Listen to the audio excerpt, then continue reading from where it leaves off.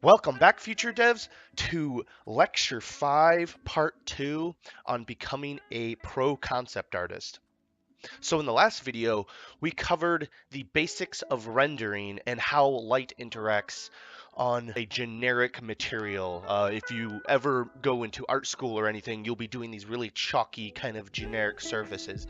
And today, we are going to be covering rendering different kind of materials. So we'll be using what we learned here and pushing that further to understand how light reacts on the same surfaces, but with properties that will change and influence the light. So if you'll head over here, I've created a new document that kind of goes behind the curtains of what's actually happening material to material. And at first this is going to look a little bit fancy and scientific, but it's really not at all. It's pretty much a lot of the same thing. So I created this diagram right here to kind of show a little bit of what was happening last time when we were thinking about the point light, the core shadow, and the bounce light. So if you think of light as kind of like a bouncy ball, and it's being shot from a light source, what it's going to do, it's going to act exactly like a bouncy ball, and it's going to bounce based on the angle it's coming at. So if a bouncy ball was to drop directly on, let's pretend this sphere is a perfect sphere, and if it was to hit right at the top of the sphere, it would essentially just bounce right back up to where it came from, with obviously a little bit less velocity. But if the ball was to be shot at an angle, it's going to fly off at an angle. If it's going to be shot at even more extreme of an angle, it's going to be almost like skipping a rock or something, and it's barely just going to glance the surface and really have an extreme angle. And that's the exact same way light works when it's hitting a surface. So, and that's the same reason why if there was a light source above a sphere here, what you would actually see is your light source being most intense here and fall off more and more as it gets further away. And the reason because of that is if I was to do a side view of this sphere and your light was here and your camera was here, looking at the ball like this, if the light ray was to hit directly on the ball, it's going to bounce back up, and your camera is not going to pick up that photon. But since it's a sun, right, and the rays are coming out in every direction, when the light hits here, it's going to almost hit the sphere, and when the light hits here, that's where it directly hits the camera. And then when the light hits here, that's where it skips again. And the reason we get that point light is because there's just a small angle on this ball that's going to direct all the light to your eyes. And the reason we get this fall off to where it's not just like a picture of a light bulb and then black is because of the imperfections in the surface. And that's exactly what we're going to cover today. So in a perfect world, if you had a sphere that was absolutely perfect, all you would actually see is a mirror image of the light bulb. You would literally, a perfectly smooth sphere is like a glass ball or a mirror ball, and you actually would see an image of that light bulb.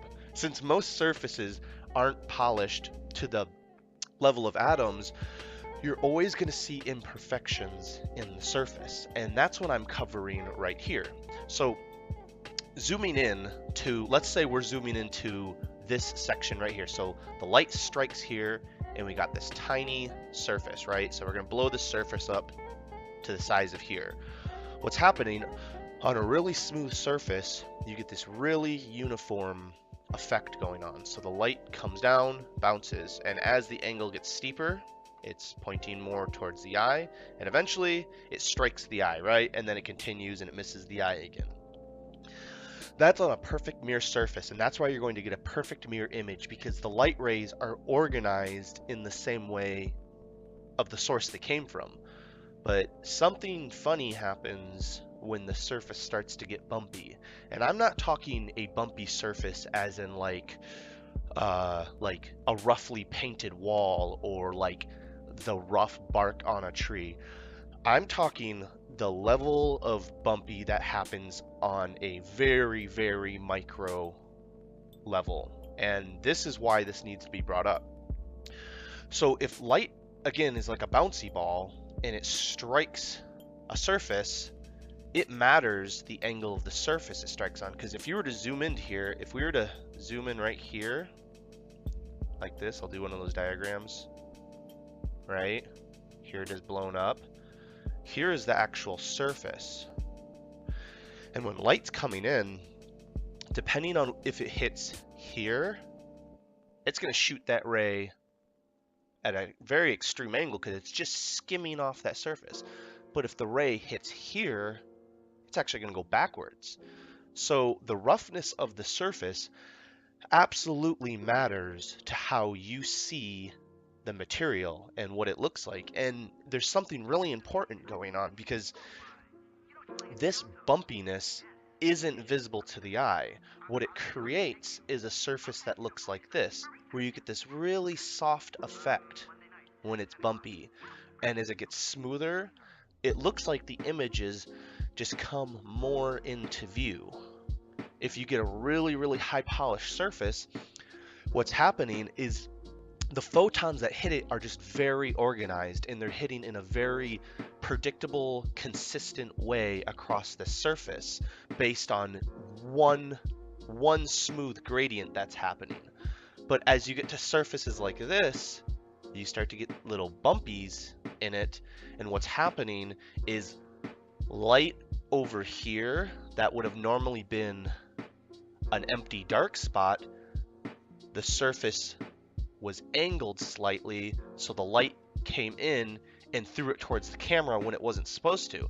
But also, which is harder to see, light over here that should have been pure red may have been a surface facing away this way. So when the light source hit it, here's your camera by the way, when the light source hit it, it bounced it away from the camera, so it's not so pure of a red here. And you can really see that over here where you can see the green kind of fizzling into here. The reason I broke this down, this understanding, actually I can leave that. The reason I broke this down in the understanding of light in this manner and surfaces in this manner is because when you jump into material studies or when you jump into wanting to render a material, it's actually really easy to think about what that microstructure could look like. And if you think about things like wood, things like skin, things like glass, metal, water, you can very quickly go in the ballpark, can assign kind of a level of micro roughness to it, and you instantly start to understand how to render this material. And I actually picked these three materials out specifically because there's a nice range to them. And these are all actually at the exact zoom level too. So these aren't just zoomed in really close on one and not on another.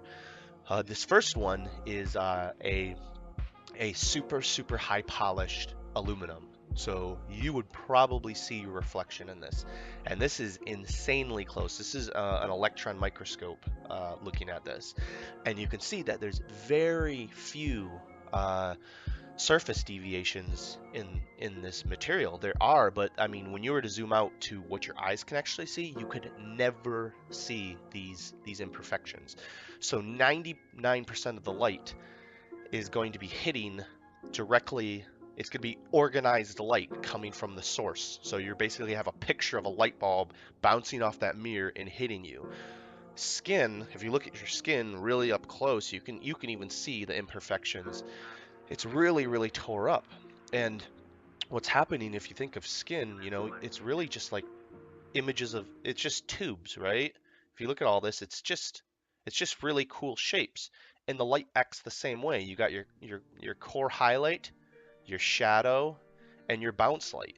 Nothing changes on a micro level. You're just unable to see these small structures that completely disrupt the light, and it's like a million little pictures inside of a small image you can't even see, and so it really disrupts the light.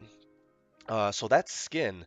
This is wood, and you can see how much light can absolutely just be destroyed and gnarled up, shining on like a broken tree branch or something, because there's literal holes in here for the light to bounce in and just get stuck in and go down the tube and never be seen again. And it creates this really, really dull effect, because where light should be hitting your eyes, it's not, and where light shouldn't be hitting your eyes, it's bouncing off random surfaces and hitting the camera accidentally.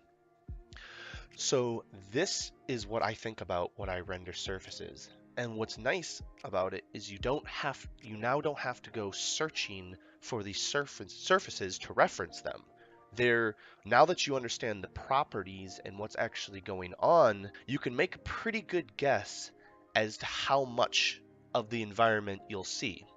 And a really key element I want to explain to you guys is that, and remember this, everything is a mirror. There is no surface in this world that isn't a perfect mirror. And you could argue that, right? You could go, I can't see my reflection in this rock. I can't see my reflection in this or in this wood.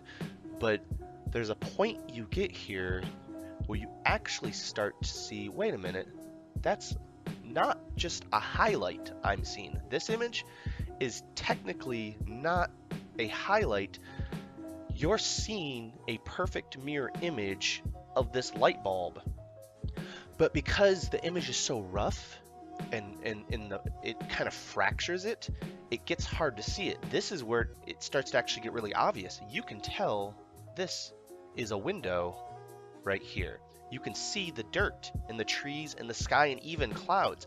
But because it's still fractured up a little bit, it's a polished wood ball, so it's not perfect. You're starting to see it, and then here it becomes really visible. This is literally it looks like it's in a studio, so they're using like a floodlight, but you're seeing a perfect image here. In this floating water droplet, you're literally seeing an image of the International Space Station in this drop.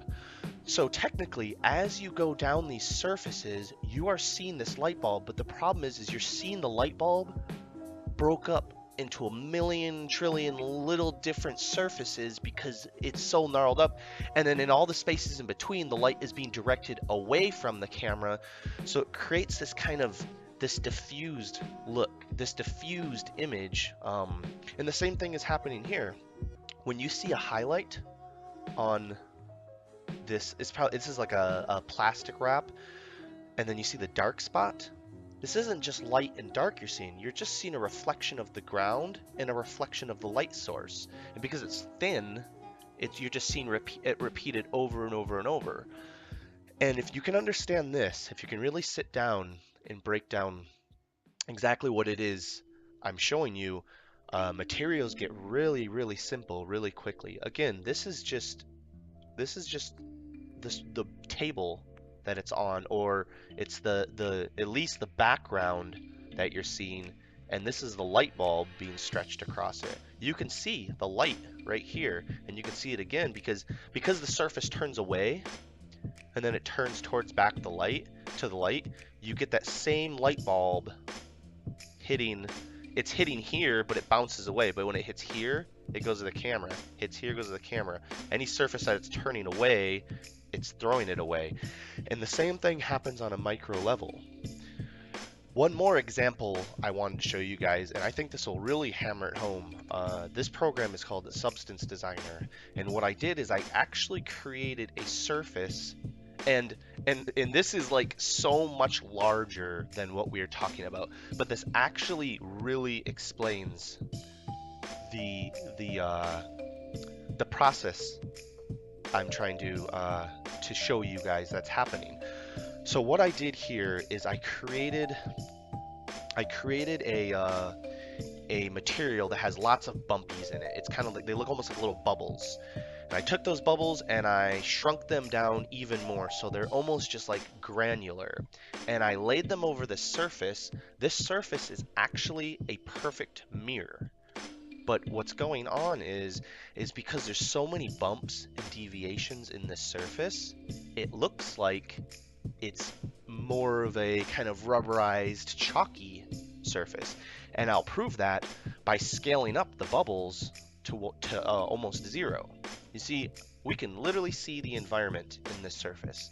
And as the light rays get slowly thrown around, you can see right here the light starts to get scattered, because the light is really just, it's like a bunch of little spheres, all with their own point lights and core shadows. And I'll back that off a little bit. You can see how we can go from just a few deviations in the light, but as it starts to get smaller and smaller and smaller, it really starts to diffuse the light into the surface that becomes almost chalky. And again, this is happening on such a massive level. This is macro stuff. This is something you could feel with your fingernail, right? But you're getting this chalk level. So what I am talking about is on a structure you cannot even see. At the end of the day, this is just a mirror. These are all mirrors with just really roughed up surfaces. If you guys have any questions about how I broke this down and would like me to explain it further, please let me know in the comments. But yeah, that is pretty much it. In the next video, I think we will be covering color, and after that, I'm not quite sure. I'll have to check, but I appreciate you guys stopping by, and yeah, I'll see you in the next video.